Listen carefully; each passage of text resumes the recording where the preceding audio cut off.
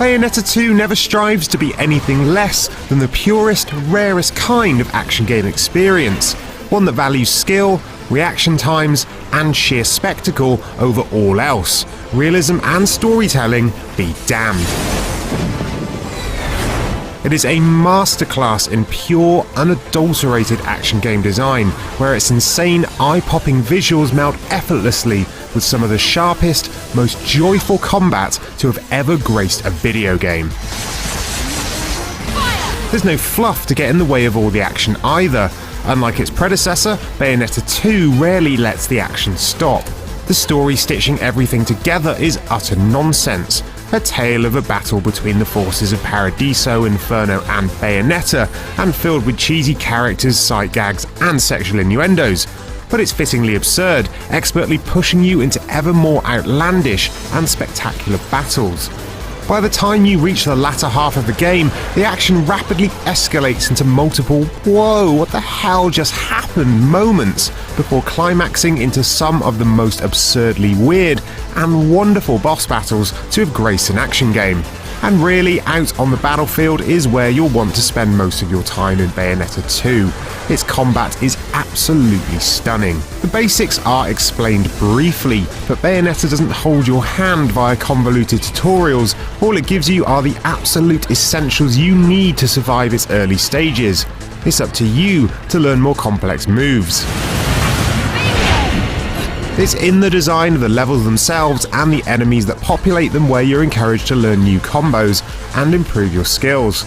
Early on, you'll be happily chopping away at angelic guardians atop a fighter jet before encountering quicker and more vicious enemies in vast and gorgeous-looking cities.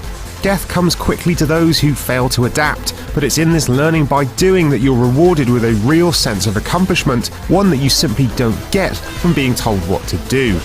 Everything from the way a punch or a kick lands on an enemy to the detailed pixel-perfect animations that accompany them showcases a combat system that values skill and reaction times while looking gorgeous in the process.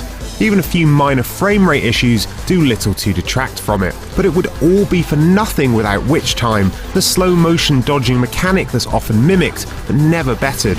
It transforms the already impressive combat into a sweeping ballet of guts and gunfire, culminating in the furious button mashing of a dazzling Umbran climax finish. Timing is crucial to these moments, but Bayonetta ably strikes that balance between accessibility and depth, and does so without resorting to built-in handicaps or convoluted training missions.